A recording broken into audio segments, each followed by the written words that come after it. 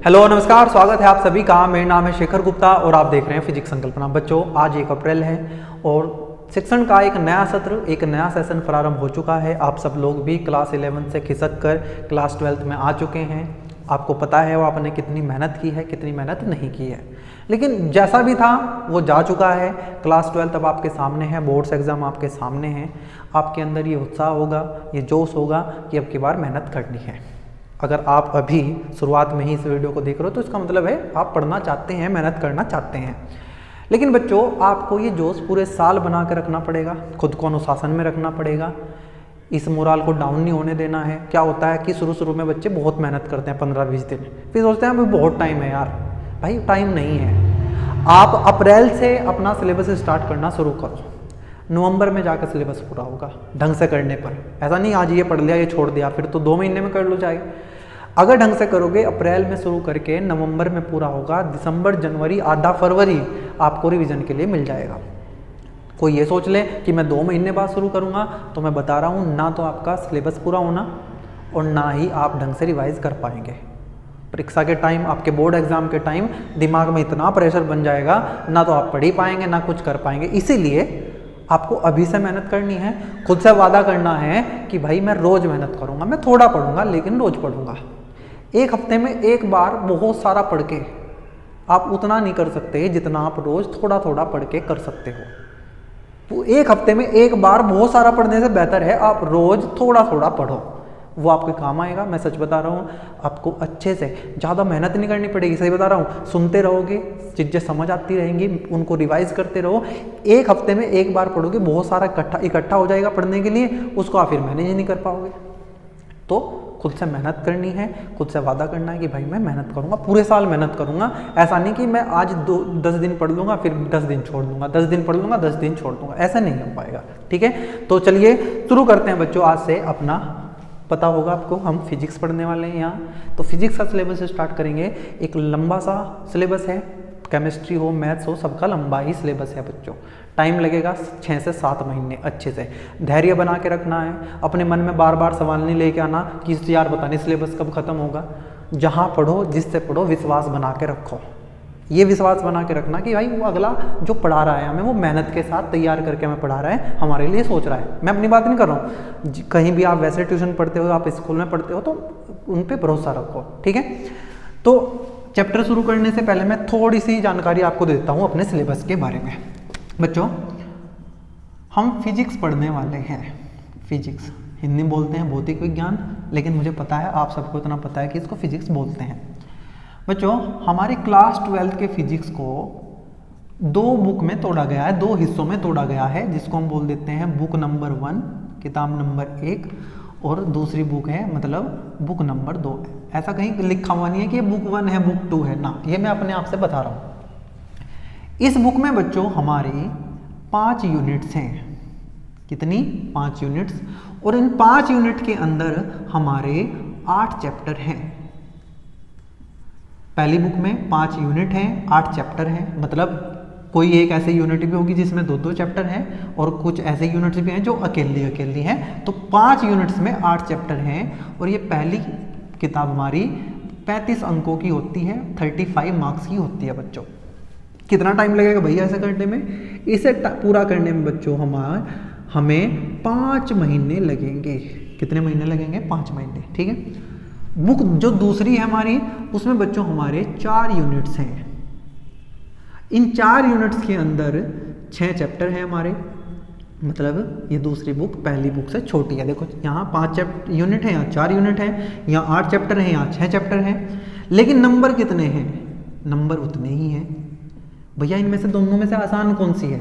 मैंने कहा भैया आसान तो दोनों है, लेकिन फिर भी देखें तो ये दूसरी बुक आसान है, छोटी है, आसान भी है। टाइम कितना लगेगा पूरा करने में? 2 से 2.5 महीने। तो देखने की बात यह है कि 7 से 7.5 महीने हमें अपने सिलेबस को पूरा करने में लगेंगे। मतलब की बात यह है कि टोटल 9 यूनिट्स हैं, 14 चैप्टर्स हैं, 70 नंबर हैं, 70 मार्क्स हैं, 70 मार्क्स हैं, 70 अंक हैं। और समय है हमारे पास 7 से 8 महीने। कितना? 7 से 8 महीने। ये जो 7 से 8 महीने की आपकी जद्दोजहद है, आपकी मेहनत है, ये इन 70 नंबर्स के लिए है बच्चों। मेहनत करोगे ये 70 नंबर, पूरे तो मैं नहीं कहता, लेकिन 65 से 70 नंबर आप यहाँ ला सकते हो। पूरे नंबर भी आ जाते हैं जो मेहनत, और एग्ज़ाम की बात होती है कि उस टाइम एग्ज़ाम कैसा है वो उसके ऊपर है। लेकिन हम अपनी बढ़िया मेहनत से कम 65 नंबर, कम से कम कह रहा हूँ 65 नंबर यहाँ ला सकते हैं। इतना मुश्किल नहीं होता एग्ज़ाम हमारा। जिन्होंने मेहनत की है उनके लिए बिल्कुल भी मुश्किल नहीं होता। आपको खुद से वादा करना है फिर से एक बार कि भैया हम इन 70 नंबर्स को ऐसा बना लेंगे कि यही हमारे लिए सब कुछ है, और ये 7 से 8 महीने ऐसे लगा देंगे कि हमारी ज़िंदगी का और कोई उद्देश्य है ही नहीं, हमें बस ये मेहनत करनी। देखो बात नंबर्स की नहीं है, कभी आप ये सोचो कि मैं ये बोल रहा हूँ कि नंबर्स ही लाने हैं, नंबर्स तो आ जाते हैं।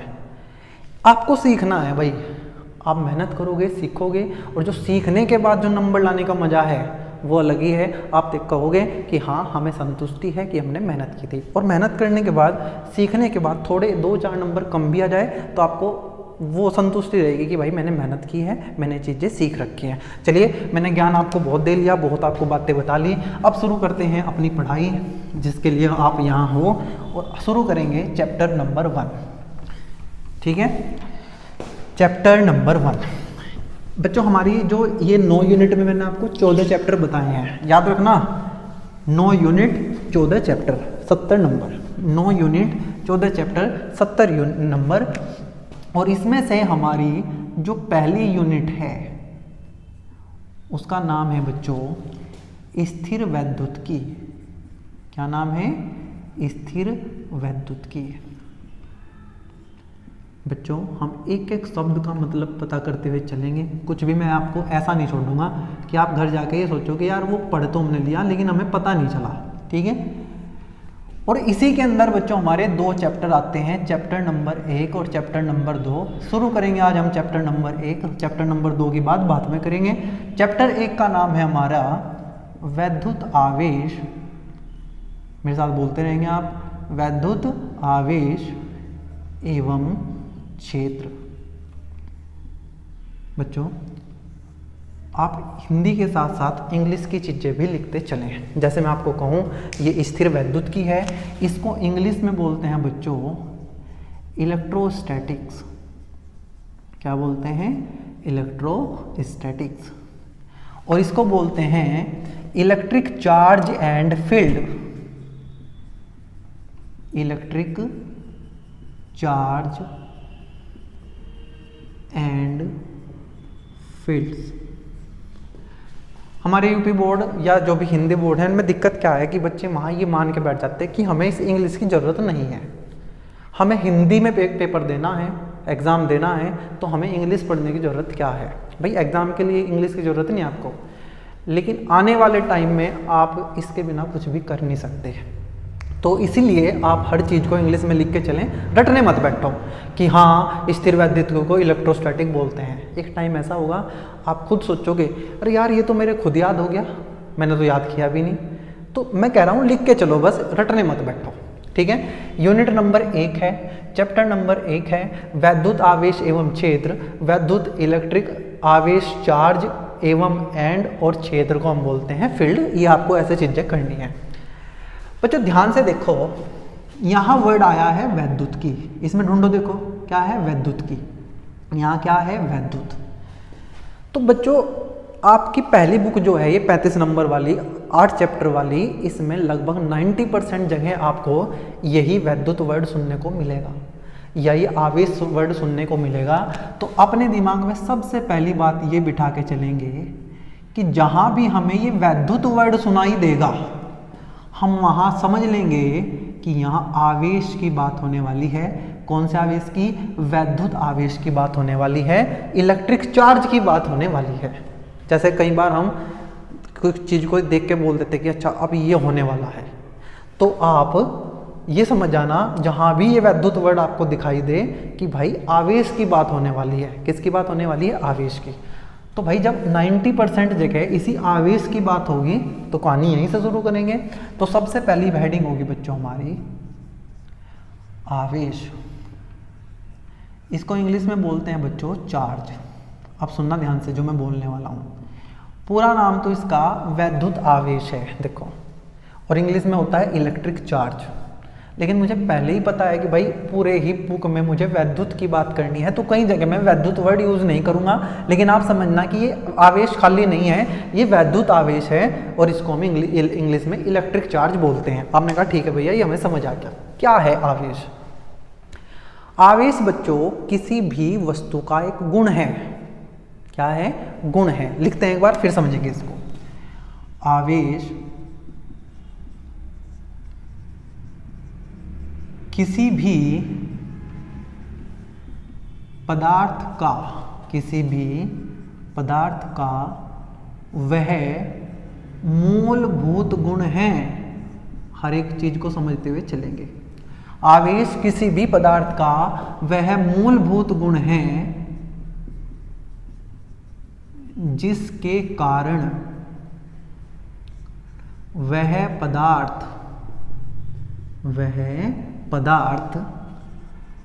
अपने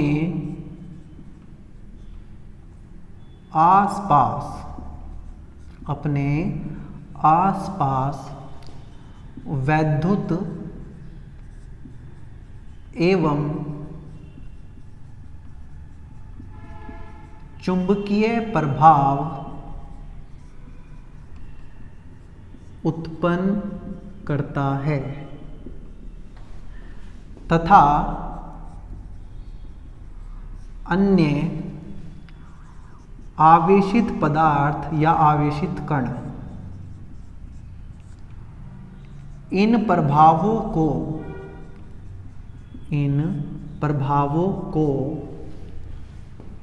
महसूस करते हैं। क्या लिख दिया भैया, इतना बड़ा सा, समझ तो कुछ नहीं आया। मैंने कहा एक बार लिख लिया, अब समझते हैं। ये कह रहा है कि जो आवेश है ना, ये गुण है। गुण जैसे आप हो, आपके अंदर अच्छाई है, बुराई है, इसी तरीके से दुनिया की हर एक वस्तु के पास एक ऐसा गुण है जिसके कारण वह पदार्थ अपने आसपास वैद्युत एवं चुंबकीय प्रभाव उत्पन्न करता है। अब भैया ये वैद्युत और चुंबकीय प्रभाव क्या है, ये मैं आपको कुछ 1-2 वीडियो के बाद बताऊंगा कि वैद्युत प्रभाव क्या होता है और चुंबकीय प्रभाव क्या होता है। हम वैद्युत क्षेत्र पढ़ेंगे और हम चौथे चैप्टर में जाके चुंबकीय क्षेत्र पढ़ेंगे बच्चों। तो चुंबकीय क्षेत्र आपको चौथे चैप्टर में क्लियर होगा, तो बता के चलूंगा अभी मैं थोड़ा सा क्या होता है। और वैद्युत क्षेत्र अभी आपको 2 या 3 वीडियो के बाद क्लियर हो जाएगा कि वैद्युत क्षेत्र क्या है। तो ऐसा गुण जिसके कारण कोई भी वस्तु, मान लो मैं हूं और मेरे पास आवेश है, तो मैं अपने चारों तरफ वैद्युत एवं चुंबकीय क्षेत्र बना सकता हूं। क्षेत्र मतलब जगह, एक स्पेस बना सकता हूं। और जब भी उस क्षेत्र के अंदर कोई दूसरा आवेशित कण आएगा, उस आवेशित कण को यह महसूस होगा कि भाई यहाँ वैद्युत क्षेत्र है, यहाँ चुंबकीय क्षेत्र है। जैसे आप किसी के लिए अच्छा करो, तो जिसके लिए आपने अच्छा किया वो उसको महसूस करेगा कि यार इस आदमी ने मेरे लिए अच्छा काम किया है। आप किसी की हेल्प कर दो, किसी को ज़रूरतमंद को खाना खिला दो, किसी को पैसे की ज़रूरत है वो उसके पैसे दे के उसकी हेल्प कर दो। लेकिन आपने अगर किसी के लिए बुराई की, आप किसी का पैसा छीन के भाग गए, उधार लेके आपने किसी को दिया नहीं, तो उसको महसूस होगा यार ये बुरा आदमी है, इसने बुरा किया मेरे साथ, मतलब उसने आपकी बुराई को महसूस किया। इसी तरीके से बच्चों आवेश भी किसी पदार्थ का गुण है जिसके कारण वह पदार्थ अपने चारों तरफ ये 2 प्रकार के वैद्युत एवं चुंबकीय प्रभाव उत्पन्न करेगा। और कोई दूसरा आदमी, आपने अच्छाई की तो आप अपनी अच्छाई को अब खुद थोड़ी कहोगे कि यार हाँ मैं तो बहुत अच्छा आदमी हूँ, मैंने तो ये बहुत बड़ा अच्छा काम किया। भाई दूसरे ही तो कहेंगे कि भाई ये बड़ा अच्छा आदमी है। तो वे जो क्षेत्र उत्पन्न हुए हैं, जो प्रभाव उत्पन्न हुए हैं, इनको महसूस कौन करेगा? इनको कोई दूसरा आवेशित कण महसूस करेगा। आपके दिमाग में आ रहा होगा यार ये समझ नहीं आया, ये वैद्युत और चुंबकीय क्षेत्र क्या है। मैं बता देता हूँ। आपने चुंबक देखी बच्चों, चुंबक, आप जब इस चुंबक को लोहे के टुकड़ों के पास लेके जाते हो तो लोहे के टुकड़े इसकी तरफ खींचे आ जाते हैं।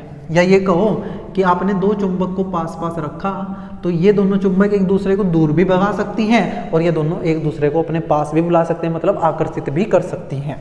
ये क्या चीज़ है जिससे ये लोहे के टुकड़ों को अपनी तरफ खींच रहा है, दूसरे चुंबक को दूर भगा रहा है, दूसरे चुंबक को पास बुला रहा है। इसी को बच्चों हम चुंबकीय प्रभाव बोलते हैं। क्या बोलते हैं? चुंबकीय प्रभाव। ये हम देख रहे हैं, ये हमने देखा है, लेकिन आपने कभी ये चीज़ें नहीं देखी।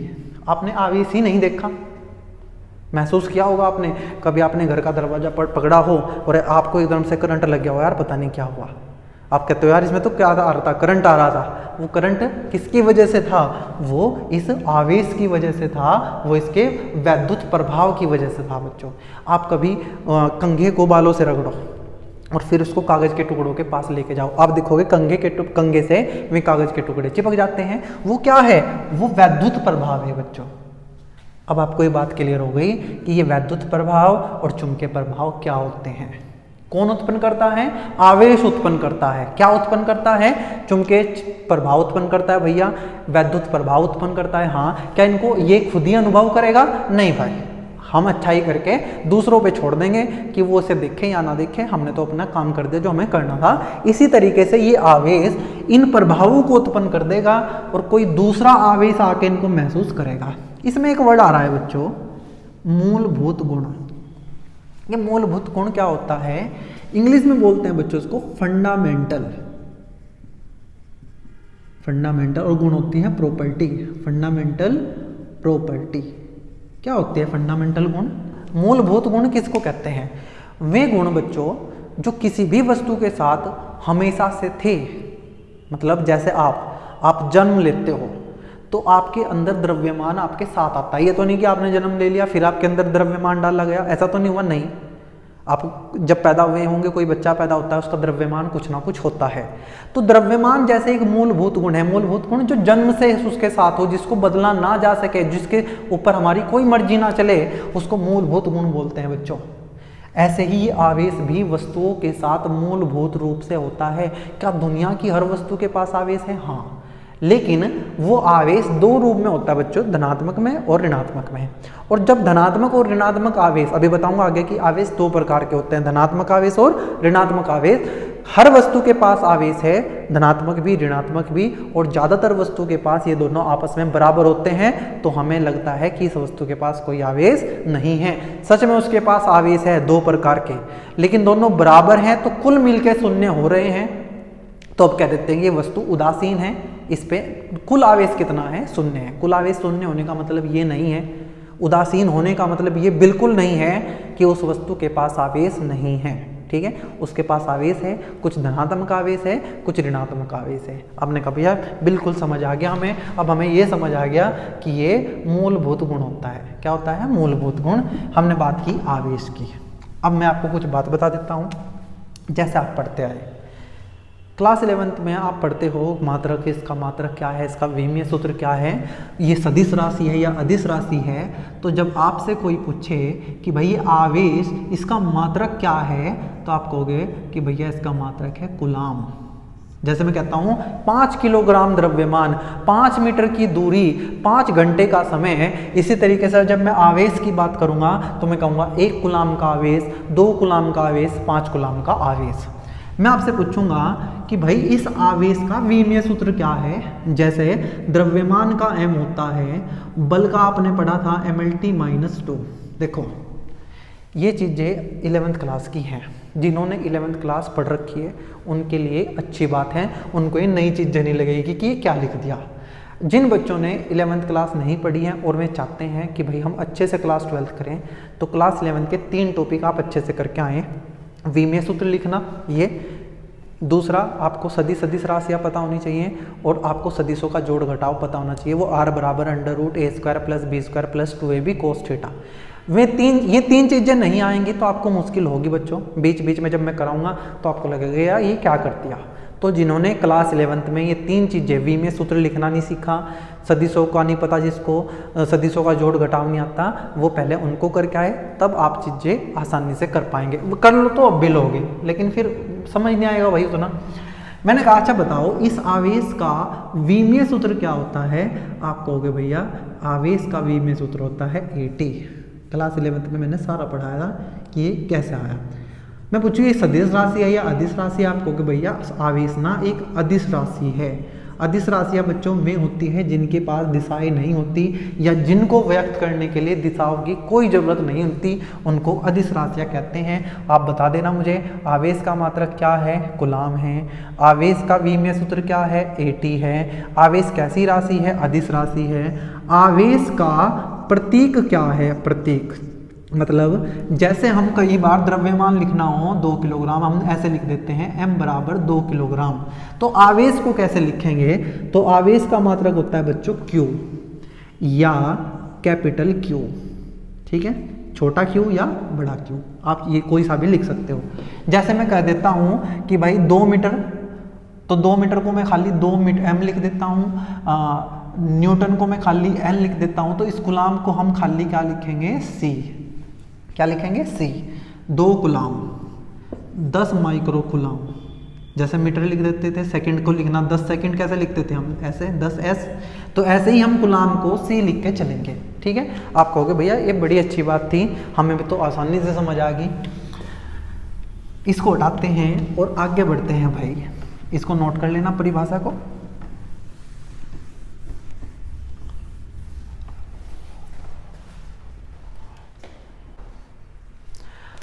आओ बच्चों, अब बात करते हैं आवेश के गुण की। आवेशों के गुण इंग्लिश में बोलते हैं प्रॉपर्टीज ऑफ चार्जेस। आवेश को इंग्लिश में बोलते हैं चार्ज, गुण को अंग्रेजी में बोलते हैं प्रॉपर्टी। तो हम आवेश के गुण पढ़ने वाले हैं। क्या आपको आवेश क्लियर हो गया? आवेश किसी वस्तु का वह गुण है जिसके कारण वह वस्तु अपने आसपास वैद्युत एवं चुंबकीय प्रभाव उत्पन्न करती है और उसके अंदर आने पर कोई दूसरा आवेशित कण उन प्रभावों को महसूस करेगा। इतनी सी बात है। हमने कहा यार ये आवेश तो खुद एक गुण है। आवेश क्या था? आवेश एक किसी वस्तु का गुण था। आप भैया यहाँ लिखवा रहे हो कि आवेश के गुण बताओ मैं, तो हाँ, आवेश खुद भी एक गुण है और फिर उस गुण के भी आगे गुण हैं। वे गुण क्या हैं आइए समझते हैं। पहला गुण, या इसको आप अलग से लिख भी सकते हो, आवेशों के प्रकार। आवेशों के प्रकार। आवेश 2 प्रकार के बताए गए भाई बच्चों। जैसे हमारे गुण होते हैं अच्छाई बुराई, इसी तरीके से ये आवेश 2 प्रकार के होते हैं। तो आप लिखना आवेश 2 प्रकार के होते हैं। 2 प्रकार के होते हैं। किसने बताई ये बात? ये बेंजामिन फ्रैंकलिन नाम के एक साइंटिस्ट थे। उन्होंने बताया था कि भाई आवेश 2 प्रकार के होते हैं। बेंजामिन फ्रैंकलिन ये एक साइंटिस्ट थे, इन्होंने बताया कि आवेश 2 प्रकार के होते हैं। वे 2 प्रकार कौन कौन से हैं? पहले को हम बोलते हैं बच्चों धनावेश और दूसरे को बोलते हैं हम ऋणावेश। धनावेश का मतलब है पॉजिटिव चार्ज, पॉजिटिव चार्ज। अच्छा, और ऋणावेश का मतलब है नेगेटिव चार्ज, नेगेटिव चार्ज। बताओ मुझे जल्दी से, आवेश कितने प्रकार के? आप कहोगे भैया आवेश 2 प्रकार के, पहला धनावेश, दूसरा ऋणावेश। किसने बताया? बेंजामिन फ्रैंकलिन ने। ऐसा सवाल पूछा नहीं गया है आज तक कि भाई किसने कहा, बस आपको पता होना चाहिए कि हाँ ये है। आप अपने आप दिमाग में से एक बार इसको घुमा देना, आपको रटने की जरूरत नहीं है, कभी रटने बैठो। कौन कौन से होते हैं? धनावेश, ऋणावेश। क्या इनका नाम धनावेश ऋणावेश रखने के पीछे कोई लॉजिक है या वैसे ही इनका नाम रख दिया गया? जैसे आप अपना नाम सोचो, अपने भाई का नाम सोचो, अपनी बहन का नाम सोचो, आपके मम्मी पापा ने, परिवार ने आपका नाम रख दिया, उसके पीछे कोई लॉजिक थोड़ी है। कुछ लोगों के नाम के पीछे लॉजिक होता है, उनके माँ बाप माता पिता अच्छे से लॉजिक लगाते हैं कि हमें ये नाम रखना है तो वे रख देते हैं। लेकिन ज़्यादातर भारत में तो, हमारे देश में तो जो मनाया वो नाम रख दिया। इसी तरीके से बेंजामिन फ्रैंकलिन नाम के साइंटिस्ट ने ये कह दिया भाई आवेश 2 प्रकार के हैं, एक पॉजिटिव चार्ज है, एक नेगेटिव चार्ज है, एक धनावेश है, एक ऋणावेश है। इसके पीछे कोई लॉजिक नहीं है कि इसका नाम धनावेश ही क्यों है, इसका नाम ऋणावेश ही क्यों है। ठीक है, बस दिमाग में डाल लो आवेश 2 प्रकार के, धनावेश और ऋणावेश। अगर बच्चों इसी के अंदर सुनना, इसी के अंदर अगर 2 आवेश एक जैसे हैं या 2 से ज़्यादा, सारे धनावेश हैं या सारे के सारे ऋणावेश हैं तो हम कहेंगे सजातीय आवेश। जब सारे आवेश एक ही जाति के हों, या तो सारे प्लस हों या सारे माइनस हो, तो ऐसे को बोलते हैं सजातीय आवेश। बोलो मेरे साथ, क्या बोलते हैं? सजातीय आवेश। और जो अलग अलग हो, एक प्लस हो एक माइनस हो, तो उसको बोलते हैं बच्चों विजातीय आवेश। विजातीय आवेश। सजातीय आवेश को इंग्लिश में बोलते हैं बच्चों लाइक चार्जेस। लाइक मतलब एक जैसे। और विजातीय आवेश को बोलते हैं बच्चों इंग्लिश में अनलाइक चार्जेस। आप भले ही बोर हो जाएं मेरे इस इंग्लिश में लिखने से, लेकिन मैं लिखूंगा। ये आज नहीं तो कल आपका फायदा करेगा, डायरेक्टली इनडायरेक्टली कैसे भी, लेकिन फायदा करेगा। सजातीय आवेश को बोलते हैं लाइक चार्जेस, विजातीय आवेश अनलाइक चार्जेस। ध्यान रखना, जो एक जैसे होंगे, प्लस प्लस प्लस प्लस सजातीय है, माइनस माइनस माइनस माइनस सजातीय है, लेकिन एक प्लस है एक माइनस है तो हम कहेंगे ये विजातीय आवेश हैं। और आपको ध्यान रखना है बच्चों कि सजातीय आवेश एक दूसरे को प्रतिकर्षित करते हैं। क्या करते हैं? प्रतिकर्षित करते हैं, दूर भगा देते हैं। प्रतिकर्षण जानते होंगे आप। मान लो अगर मैं यहाँ एक प्लस चार्ज रख दूँ, मैं यहाँ दूसरा प्लस चार्ज रख दूँ, तो ये प्लस चार्ज इस प्लस चार्ज को दूर भगाएगा, ये प्लस इस प्लस को दूर भगाएगा। इसको बोलते हैं प्रतिकर्षण। क्या बोलते हैं? प्रतिकर्षण। सेम चीज आएगी माइनस के लिए। अगर एक दो माइनस रख दूं तो ये माइनस इस माइनस को दूर भगाएगा, ये माइनस इस माइनस को दूर भगाएगा, मतलब प्रतिकर्षित करेगा। जो आवेश सजातीय होते हैं, एक ही जैसे होते हैं, इसको मत सोच, हाँ है तो ये भी सही लो, आगे मैं बताऊंगा, लेकिन ये इसके लिए है, ये इसके लिए है। और बच्चों जो विजातीय आवेश होते हैं, मन में दोहराओ, विजातीय आवेश किसको कहते हैं? आप कहोगे भैया अलग अलग प्रकार के, एक प्लस एक माइनस, उनको बोलते हैं विजातीय आवेश। और जो विजातीय आवेश होते हैं, वे एक दूसरे को आकर्षित करते हैं। खुद लिख लेना पूरा, मैं यहाँ खाली लिख रहा हूँ कि विजातीय आवेश एक दूसरे को आकर्षित करते हैं। क्या करते हैं? आकर्षित करते हैं। मान लो आपने एक प्लस चार्ज रखा, यहाँ एक माइनस चार्ज रखा, तो ये प्लस इस माइनस को अपनी तरफ खींचेगा, ये माइनस इस प्लस को अपनी तरफ खींचेगा। इसको बोलते हैं आकर्षण। और ये दोनों एक दूसरे पे कितना बल लगाएंगे? ये प्लस इस प्लस पे कितना बल लगाएगा, ये माइनस इस माइनस पे कितना बल लगाएगा, ये हम अगले वीडियो में जब हम कूलाम का नियम पढ़ेंगे, तीसरे वीडियो में, तब मैं आपको बताऊंगा कि दोनों आवेश एक दूसरे पे कितना बल लगाएंगे। अभी आपको नहीं सोचना कि कितना बल लगेगा, आप बस ये सोचेंगे कि प्लस प्लस बल लगाएंगे एक दूसरे पर, प्रतिकर्षण का, दूर भगा देंगे। खुद खुश नहीं है भाई देख के मेरे जैसा, अपने जैसे को देख के हम खुश ही नहीं है। ये प्लस अपने प्लस को देख के खुश नहीं है, कह रहा कि दूर भाग यहाँ से। ऐसे ही माइनस माइनस को देख के कह रहा कि दूर भाग, प्रतिकर्षित कर रहा है, अपने को देख के खुश नहीं। लेकिन जैसे ही दूसरा दिख रहा है उसे कह रहा कि मेरे पास आ जा, प्लस माइनस को कह रहा कि मेरे पास आ जा, माइनस प्लस को कह रहा कि मेरे पास आ जा। आकर्षित कर रहे हैं एक दूसरे को। समझना इस बात को, कितने बल से कर रहे हैं वो कूलाम का नियम बताएगा जब हम कूलाम का नियम पढ़ेंगे। अभी आपको ध्यान रखना है कि भाई आवेश दो प्रकार के होते हैं, धनावेश होता है, ऋणावेश होता है। एक जैसे आवेशों को हम सजातीय आवेश बोलते हैं, अलग अलग आवेशों को, एक प्लस एक माइनस को हम विजातीय आवेश बोलते हैं। सजातीय आवेश जो हैं एक दूसरे को दूर भगाएंगे, प्रतिकर्षित करेंगे, एक प्लस दूसरे माइनस को आकर्षित करेगा। ये हमने बात की, ये पहला गुण है बच्चों आवेशों का। इसको गुण मान लो या आवेशों के प्रकार मान लो, आप कुछ भी कर लो, लेकिन मैंने इसको पहला गुण बना के आपको लिखा। मैं इसको उठा रहा हूं, आप इसको नोट कर लेना। गुण नंबर 2,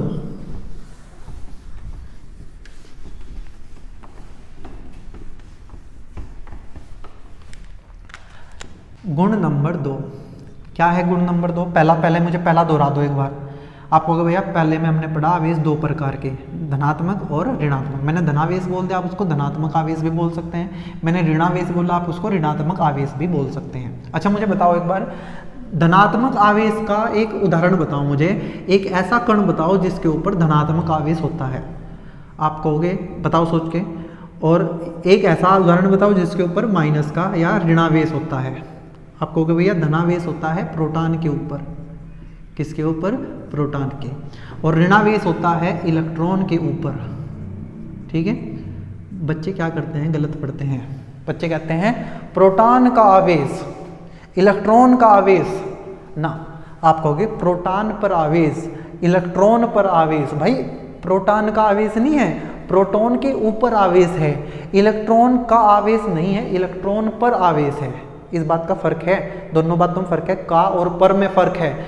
आप कहोगे भैया हमने पढ़ा है कि प्रोटॉन पे आवेश होता है 1.6 गुणा 10 की घात -19 कूलाम। अगर आज से पहले नहीं पढ़ा है तो आज के बाद आप इसको नहीं भूलने चाहिए, आपको ये भूलना चाहिए, आपके दिमाग में बस जाना चाहिए कि प्रोटॉन के ऊपर 1.6 गुणा 10 की घात -19 कूलाम का आवेश होता है और ये प्लस होता है। क्या होता है? प्लस। इलेक्ट्रॉन के ऊपर भी इतना ही आवेश होता है 1.6 गुणा 10 की घात -19 कूलाम, लेकिन बच्चों ये ऋणात्मक होता है। तो कभी तुमसे कोई पूछे इलेक्ट्रॉन पर कैसा आवेश होता है, आप कहोगे ऋणात्मक आवेश होता है। अगली वीडियो में इनकी बहुत ज़्यादा इंपॉर्टेंस है, इसलिए आप इनको ध्यान रखेंगे। कोई आपसे पूछे प्रोटॉन के ऊपर कैसा आवेश है, प्लस, कितना? 1.6 गुणा 10 की घात -19 कूलाम। इलेक्ट्रॉन के ऊपर कितना है, इसके ऊपर भी इतना ही है, 1.6 गुणा 10 की घात -19 कूलाम, लेकिन कैसा? ऋणात्मक। आइए और दूसरी प्रॉपर्टी पे पढ़ते हैं बच्चों, उसको कहीं साइड में लिख लेना। आवेश की योज्यता या आवेशों की योज्यता, आवेशों की योज्यता। आवेश आप पढ़ के आए हो, योज्यता मतलब योग करना, जोड़ देना। इंग्लिश में बोलते हैं एडिटिविटी। क्या बोलते हैं? एडिटिविटी ऑफ चार्जेस, मतलब आवेशों का योग। ये फैंसी सा वर्ड लिख दिया योज्यता, लेकिन है ये योग ही। क्या कहता है ये कहता है कि अगर मैं एक बक्से में 4 कण रख दूं, A, B, C और D, और मैं कहूं कि भाई A के ऊपर आवेश है 2 कूलाम, इस C के ऊपर है 1.5 कूलाम, इस D के ऊपर है -0.6 कूलाम। भाई आवेश 2 प्रकार का हो सकता है, प्लस भी हो सकता है, माइनस भी हो सकता है। इसके ऊपर है -1.4 कूलाम। बताओ इस बॉक्स के अंदर कितना आवेश है? बताओ। मैंने कहा इसके अंदर 4 कण हैं, A, B, C, D। A पे है 2 कूलाम, B पर है -1.4 कूलाम, C पर है 1.5 कूलाम। ये C का मतलब कूलाम है। D के ऊपर कितना आवेश है? -0.6 कूलाम। मैंने पूछा बताओ इस बॉक्स के अंदर कुल कितना आवेश है, तो उसके लिए आपको इनको सीधा सीधा ऐसे जोड़ देना है जैसे हम नंबर्स को जोड़ देते हैं, संख्याओं को जोड़ देते हैं। इसी को बोलते हैं आवेशों की योज्यता। क्यों जोड़ पाए ऐसे हम? क्योंकि ये एक सदिश राशि है बच्चों, और सदिश राशियों को हमने 11th क्लास में सीखा था कि हम सीधा सीधा जोड़ सकते हैं। सदिश राशियों को हम सीधा सीधा नहीं जोड़ सकते। आप कहोगे भैया 2 कूलाम -1.4 कूलाम, ये है 1.5 कूलाम, और ये है -0.6 कूलाम। तो बाहर कूलाम लिख दो। तो भाई 2 और 1 3.5, तो ये हो गया 1.4, 0.6 ये 2 हो गया, तो ये आ जाएगा 1.5 कूलाम। ये है बस आवेशों की योज्यता। क्या कहता है आवेशों की योज्यता? कि आप आवेशों को ऐसे जोड़ दो जैसे आप नंबर्स को जोड़ देते हो, संख्याओं को जोड़ सकते हो। क्योंकि ये एक सदिश राशि है, इसमें कुछ ऐसा लॉजिक लगाने की जरूरत नहीं है, सीधा जैसे हम बोलते हैं बीजगणितीय नियम है, हम सीधा सीधा इनको जोड़ देंगे, खत्म होगी बात। ये था दूसरा गुण बच्चों। तीसरे गुण की तरफ बढ़ते हैं, और तीसरा गुण हमें कहता है जो कि सबसे इंपॉर्टेंट भी है। इंपॉर्टेंट तो सब चीजें हैं। अगर मैं आपको ये ना बताऊँ आवेश कितने प्रकार के हैं, तो आप आगे क्या ही कर लोगे, आपको पता ही नहीं चलेगा कि अच्छा भाई ऐसा भी कुछ होता है, धनावेश ऋणावेश। अगर मैं योज्यता ना बताऊं आपको, आप आवेशों को जोड़ नहीं सकते। इसलिए इंपॉर्टेंट सारी चीजें हैं, लेकिन ये ज्यादा इंपॉर्टेंट है जो हम बात करेंगे। क्या? आवेशों का संरक्षण, आवेशों का संरक्षण, और इसी को बोल देते हैं बच्चों आवेश संरक्षण का सिद्धांत। क्या बोल देते हैं? आवेश संरक्षण का सिद्धांत। इंग्लिश में क्या बोलते हैं इसको? Principle of conservation of charge. English में आपको आनी चाहिए चीजें। Principle of conservation of charge, conservation of charge. Principle मतलब सिद्धांत, ऑफ मतलब का, कंजर्वेशन संरक्षण किसका, आवेश का, आवेश के संरक्षण का सिद्धांत। ठीक है, क्या कहता है ये बड़ा इंपॉर्टेंट है बच्चों और बड़े काम की चीज है। ये सिद्धांत ये कहता है कि अगर आपको गुस्सा आ गया और आपने कह दिया कि आज मैं इस चार्ज को खत्म करके मानूंगा, तो आप उसको खत्म नहीं कर सकते। अगर आपका मूड अच्छा है और आप चाहते हो कि आज यार चार्ज बनाने का मूड है, चार्ज, तो आप चार्ज बना भी नहीं सकते। मतलब आप चार्ज को बना भी नहीं सकते, चार्ज को नष्ट भी नहीं कर सकते आप। यही है संरक्षण का सिद्धांत। संरक्षण क्या होता है? कुछ ऐसी चीज जिसको बदला ना जा सके, जो जैसा है वो ऐसा ही रहे। इसका मतलब इस सिद्धांत के अनुसार क्या लिखना चाहिए? इस सिद्धांत के अनुसार, इस सिद्धांत के अनुसार आवेश न तो उत्पन्न किया जा सकता है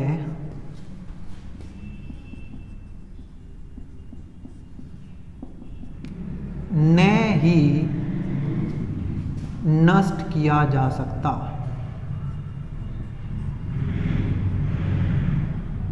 ना तो आप चार्ज बना सकते और ना चार्ज आप खत्म कर सकते। इसी को बोलते हैं संवेग संरक्षण का सिद्धांत। लेकिन बच्चों इसके साथ एक चीज है कि हम आवेश एक जगह से दूसरी जगह पहुंचा सकते हैं। मेरे पास है चार्ज, मेरा मन है कि मैं अपना चार्ज दूसरे को दे दूं, कर सकता हूं मैं। इसका मतलब ये थोड़े कि मैंने वो जो चार्ज है वो खत्म कर दिया। मैंने खत्म नहीं किया, वो ट्रांसफर किया है, वो स्थानांतरित किया है। मतलब आवेश को बनाया नहीं जा सकता, खत्म नहीं किया जा सकता, लेकिन एक जगह से दूसरी जगह पहुंचा सकते हैं कि ले भाई मेरे पास 100 रुपए हैं, तू ले ले। मैंने वो नोट फाड़ के डाला, मैंने वो स्थानांतरित कर दिया कि तू ले ले, जब मुझे जरूरत पड़ेगी तो मुझे वापस दे दिए, है तो वो उसके पास ही। मतलब आवेश न तो उत्पन्न किया जा सकता न ही नष्ट किया जा सकता, परंतु एक वस्तु से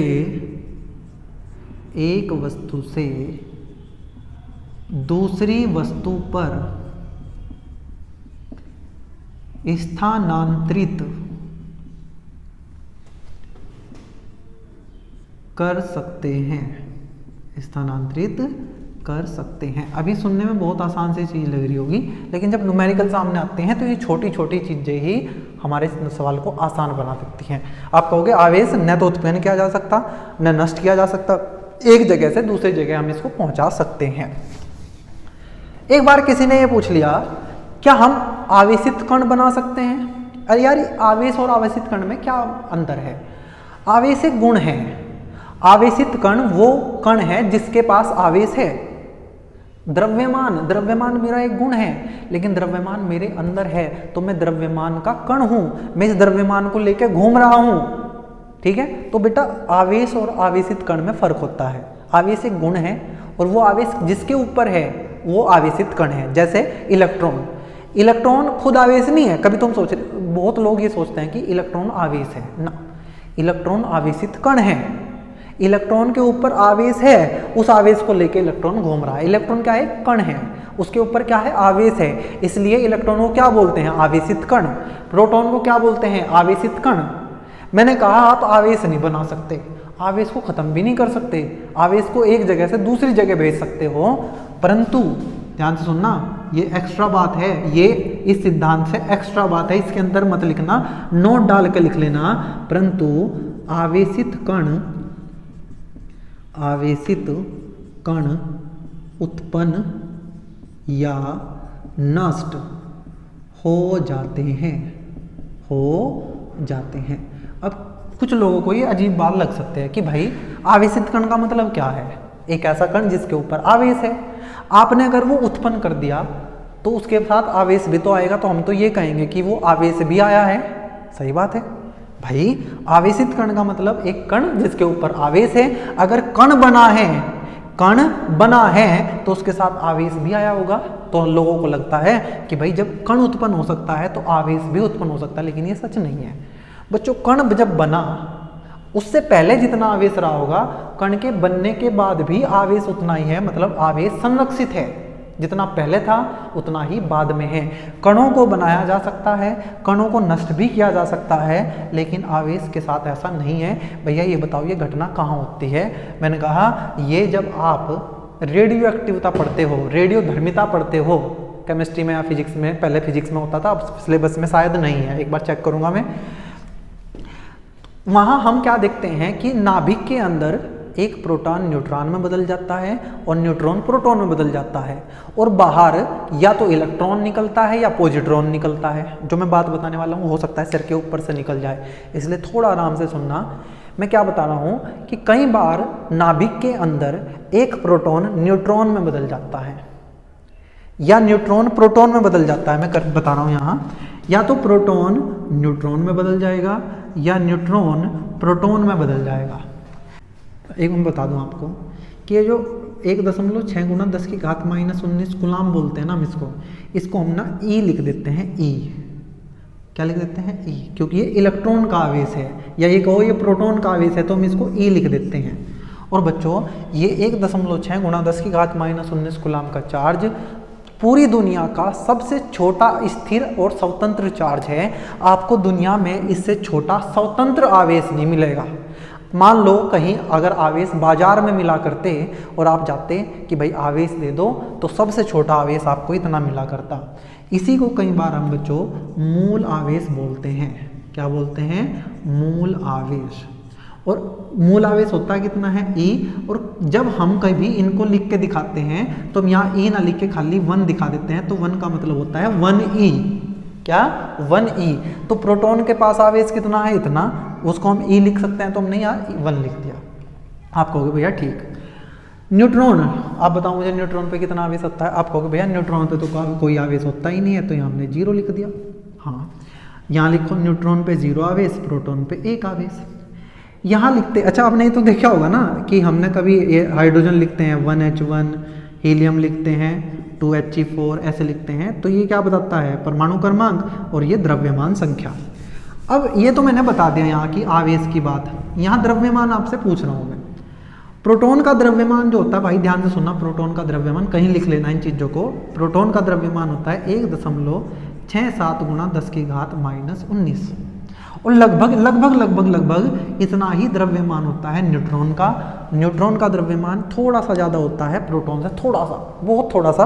कई बार इनको बराबर ही मान लेते हैं, और इस द्रव्यमान को भी हम यहाँ 1 लिख के दिखाते हैं। जैसे हमने प्रोटॉन के आवेश 1.6 गुना 10 की घात -19 कूलाम को 1 लिख के दिखा दिया, ऐसे ही प्रोटॉन के द्रव्यमान या न्यूट्रॉन के द्रव्यमान को भी हम n1 लिख के दिखा देंगे। प्रोटॉन का भी 1, न्यूट्रॉन का भी 1, ये 1। अब इन दोनों समीकरणों को आप संतुलित करो। आप कहोगे भैया यहाँ 1 है, यहाँ 0 है, तो यहाँ भी 1 होना चाहिए। हाँ, यहाँ 1 है, यहाँ 1 है, तो यहाँ 0 होना चाहिए। संतुलित करने का मतलब जैसा इधर है ऐसा ही इधर। यहाँ 0 है, यहाँ 1 है, तो इधर को टोटल 0 होना चाहिए। टोटल 0 तब होगा जब ये 1 हो और यहाँ -1 हो। 0 1 1 1 -1 0। यहाँ 1 है, यहाँ 1 है, यहाँ 0 होना चाहिए। मतलब मैं ये समझ रहा हूँ कि ये जो भी कण है, ये एक ऐसा कण है जिसका आवेश तो उतना ही है जितना प्रोटॉन का, लेकिन द्रव्यमान 0 है। अरे यार, ऐसा कौन है जिसका द्रव्यमान 0 हो लेकिन आवेश उतना ही हो जितना प्रोटॉन का? तो आप कहोगे भैया ऐसा तो एक ही था। कौन? इलेक्ट्रॉन था। कौन था? इलेक्ट्रॉन था, जिसका आवेश उतना ही था जितना प्रोटॉन का था। लेकिन भैया प्रोटॉन का आवेश तो ऋणात्मक होता था और यहाँ धनात्मक आ रहा है, तो बच्चों इसको हम लिखते ई हैं, इसको भी हम ई लिखते हैं, और ये जो -e वाला है इसको हम बोलते हैं इलेक्ट्रॉन, और +e वाले को बोलते हैं हम पॉजिट्रॉन। ये इस चैप्टर की बात नहीं है, ये एक्स्ट्रा बात आपको बता रहा हूँ मैं, लेकिन ये इस चीज़ को समझने के लिए इंपॉर्टेंट है। तो आप ये देखो कि जब एक प्रोटॉन एक न्यूट्रॉन में बदला तो बाहर कौन निकला? पॉजिट्रॉन। पॉजिट्रॉन पे कैसा आवेश है? प्लस का आवेश है। लेकिन न्यूट्रॉन जब प्रोटॉन में बदला तो बाहर कौन निकला? इलेक्ट्रॉन निकला, और इलेक्ट्रॉन पे कैसा आवेश है? ऋणात्मक आवेश है। मतलब एक आवेशित कण बाहर निकल गया। कहाँ से? नाभिक से। बेटा नाभिक में न्यूट्रॉन होता ही नहीं, सॉरी, इलेक्ट्रॉन होता ही नहीं है लेकिन इलेक्ट्रॉन निकल रहे हैं नाभिक से। नाभिक के अंदर पॉजिट्रॉन होता ही नहीं है लेकिन निकल रहा है। कब? जब प्रोटॉन न्यूट्रॉन में बदला तो बाहर पॉजिट्रॉन निकला, न्यूट्रॉन प्रोटॉन में बदला तो बाहर इलेक्ट्रॉन निकला। मतलब ये लाइन समझाने के लिए, अगर आपको ये कुछ भी समझ नहीं आया है तो उसको छोड़ देना। आप इतनी बात ध्यान रखना कि आवेश उत्पन्न नहीं किया जा सकता, आवेश नष्ट नहीं किया जा सकता, लेकिन आवेशित कण उत्पन्न हो जाते हैं, आवेशित कण नष्ट भी हो जाते हैं। पहले में प्रोटॉन न्यूट्रॉन में बदला, प्रोटॉन कैसा कण था? आवेशित कण था। किस में बदलेगा? न्यूट्रॉन में, मतलब खत्म हो गया आवेश, ठीक है ना। अभी न्यूट्रॉन किस में बदल गया? प्रोटॉन में, तो साथ में क्या आया? इलेक्ट्रॉन बाहर आया। तो ये बात समझाने के लिए मैंने आपको बताया कि आवेशित कण उत्पन्न भी हो सकते हैं, नष्ट भी हो सकते हैं, लेकिन इसका मतलब ये नहीं है कि आवेश बन रहा है या खत्म हो रहा है, ठीक है। कई बार बच्चों इसी आवेश संरक्षण के सिद्धांत को दूसरे तरीके से भी लिख के दिखाते हैं। मैं यहां लिख के दिखा रहा हूं। किसी विलगित निकाय का, विलगित निकाय का, किसी विलगित निकाय का कुल आवेश संरक्षित रहता है, संरक्षित रहता है। मेन तो ये है हमारा जो हमने लिखा आवेश का संरक्षण, लेकिन कई जगह आपको ऐसा भी लिखा मिल सकता है, किसी विलगित निकाय का कुल आवेश संरक्षित रहता है। इसका क्या मतलब है? ये विलगित निकाय क्या है? एक ऐसा निकाय जिसका बाहर से कोई लेना देना ना हो, जो बाहर से अंतःक्रिया ना कर रहा हो। आप कमरे में बैठे हैं, आपका कोई बाहर से कोई बातचीत नहीं है, तो अभी आप कमरे के अंदर कैसे निकाय हैं? विलगित निकाय। लेकिन आपकी मम्मी बाहर बैठी है कमरे से, आप अंदर बैठे बैठे पढ़ते पढ़ते बात कर रहे हैं, तो आप विलगित निकाय नहीं है। विलगित निकाय होता है जो अलग थलग पड़ा हुआ हो सबसे, जिसका बाहर की दुनिया से कोई मतलब ना हो, उस निकाय का आवेश संरक्षित रहता है। अगर मैं कहूँ कि ये बॉक्स एक विलगित निकाय है और इसके अंदर 10 कूलाम का आवेश है, तो बेटा ये जिंदगी भर 10 कूलाम ही रहेगा, ये कभी कम ज़्यादा नहीं होगा। इसको भी हम क्या बोल देते हैं? आवेश का संरक्षण या आवेश संरक्षण का सिद्धांत। ये तीसरा गुण था। आगे बढ़ते हैं गुण नंबर 4। गुण नंबर 4 अब पढ़ेंगे हम बच्चों एक और इम्पोर्टेंट गुण, जिसका नाम है आवेश का क्वांटीकरण। आवेश का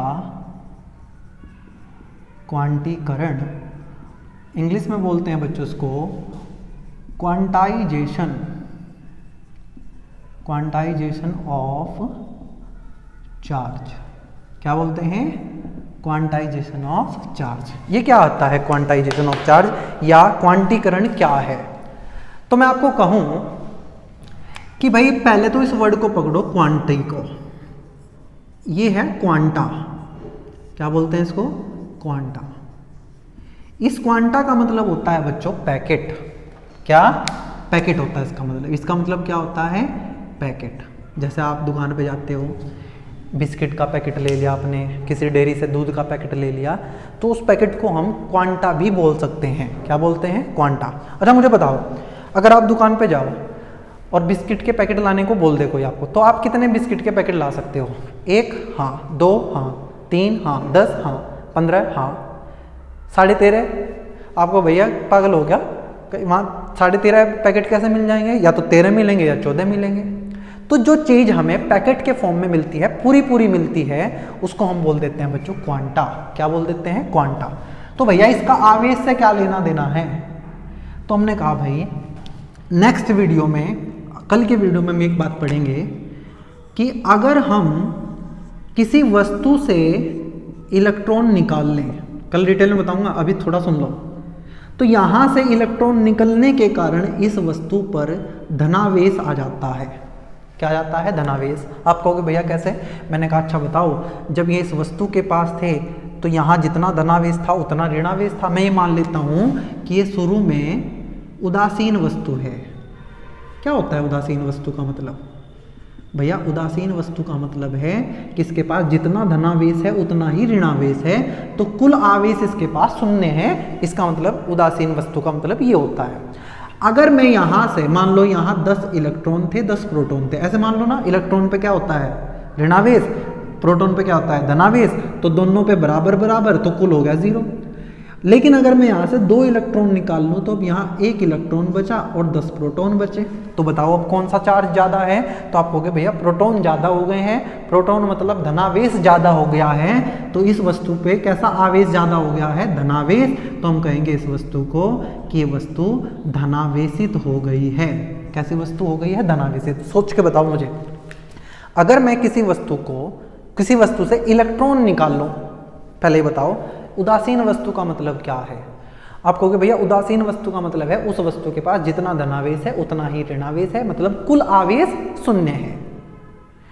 अगर मैं उस वस्तु से इलेक्ट्रॉन निकाल लूं तो वहां उस वस्तु के पास ज्यादा कौन हो गए हैं, आप कहोगे भैया धनावेश ज्यादा हो गया, वहां धनावेश ज्यादा होने का मतलब उस वस्तु पर धनावेश आ गया है और वस्तु को बोल लेंगे धनावेशित।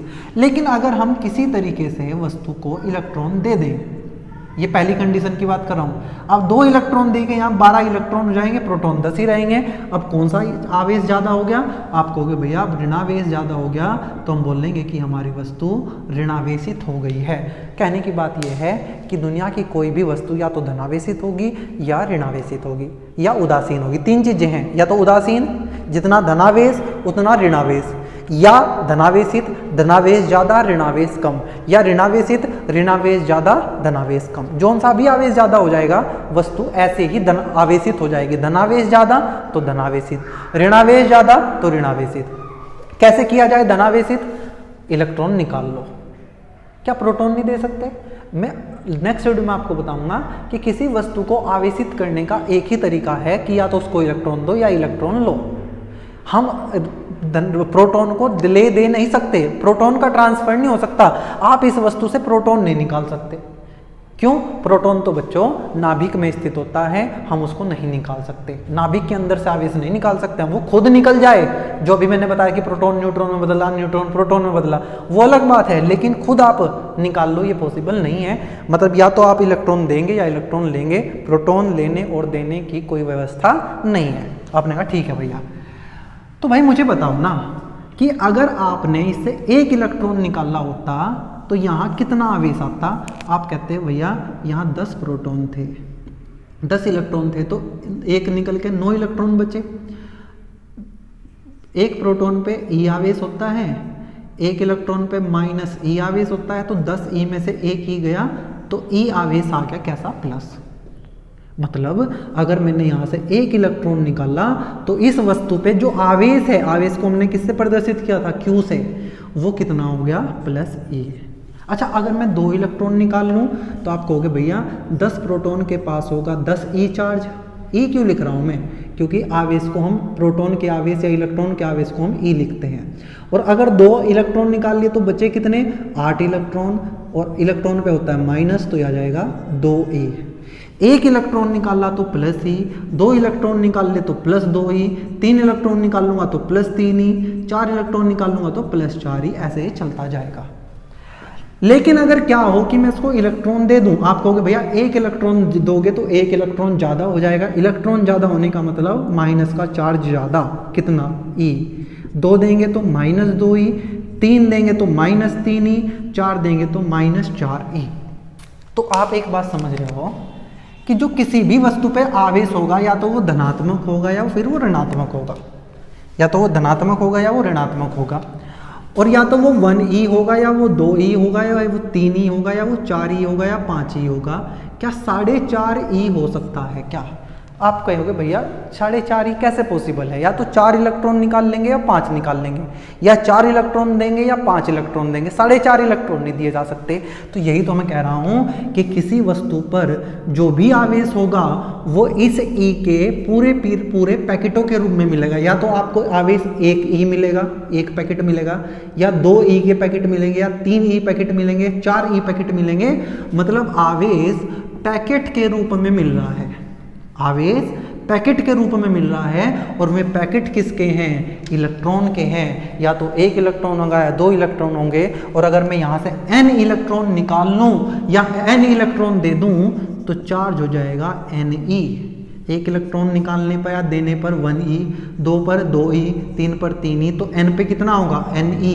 अगर मैं इलेक्ट्रॉन दूंगा वस्तु को तो वहाँ माइनस का आवेश आएगा, वस्तु से इलेक्ट्रॉन बाहर निकाल लूंगा तो वहाँ प्लस आएगा, तो ये आ जाएगा Q equals two plus minus ne। और इसी को बोलते हैं बच्चों हम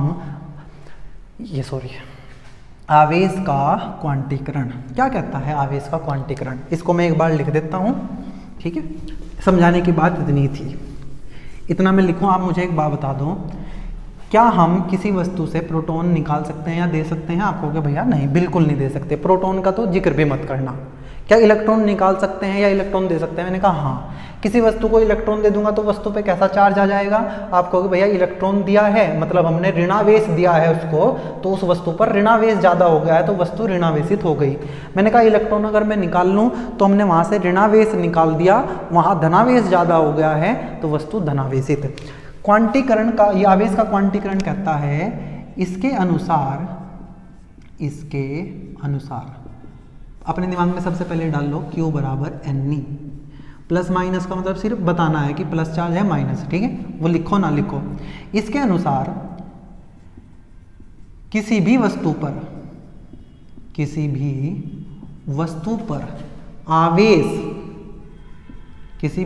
पर आवेश कितना होता है? मैंने अभी थोड़ी देर पहले बताया था कि इस E को हम मूल आवेश बोलते हैं। क्या बोलते हैं? मूल आवेश, क्योंकि दुनिया में इससे छोटा स्वतंत्र चार्ज आवेश नहीं हो सकता। मैं चार्ज बोल दूंगा कई बार, आवेश समझ जाना, तो इसको मूल आवेश बोलते हैं। वस्तु पर आवेश, मूल आवेश का पूर्ण गुणज मतलब ये n 1 या तो 1 होगा या 2 होगा या 3 होगा या 4, ये दशमलव में नहीं आएगा, भिन्न में नहीं आएगा। 4/3 पूर्ण का मतलब होता है पूरा पूरा, 1 2 3 4 5 6 ऐसे। आवेश का पूर्ण गुणज होता है, मूल आवेश का पूर्ण गुणज होता है, और इसी को हम लिख के दिखा देते हैं Q बराबर प्लस माइनस ne। क्या बोल देते हैं? Q बराबर प्लस माइनस ne, प्लस धनावेश का दिखा रहा है, माइनस ऋणावेश को दिखा रहा है। वो आपको बात पता चल गई, उम्मीद है ये बात समझ आ गई होगी आपको। कभी आपको आवेश दे दिया जाए और पूछा जाए कि इसमें इलेक्ट्रॉनों की संख्या कितनी है या इलेक्ट्रॉन कितने लिए या कितने दिए, तो उस आवेश को रखना जो उसने दिया है, उस E का मान रखना। E का मान कितना होता है? 1.6 गुणा 10 की घात -19। माइनस मत रखना, प्लस माइनस यहाँ पहले ही है, और तुम्हें इतनी बात पता होगी कि हमने इलेक्ट्रॉन निकालने हैं या दिए हैं, और यहाँ से n निकाल लेना।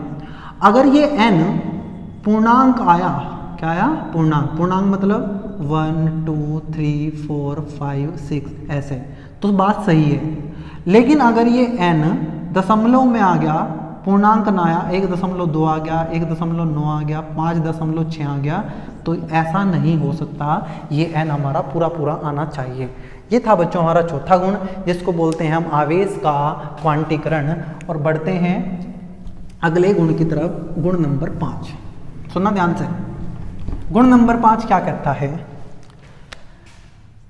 गुण नंबर 5 ये कहता है, ये बड़ी आसान सी चीज है, कि जब आवेश का स्थानांतरण होता है तो द्रव्यमान का भी स्थानांतरण होता है। आवेश स्थानांतरण के साथ, आवेश स्थानांतरण के साथ द्रव्यमान का स्थानांतरण भी होता है।